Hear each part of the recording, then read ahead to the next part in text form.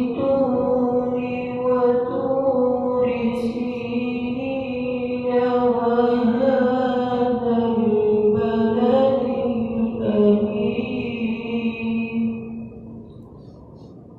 لقد خلقنا الإنسان في أحسن تقويم ثم رددناه أسفل سافلين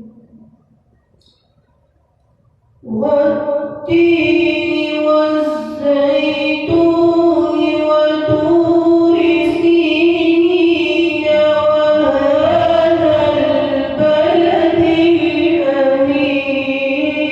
الأمين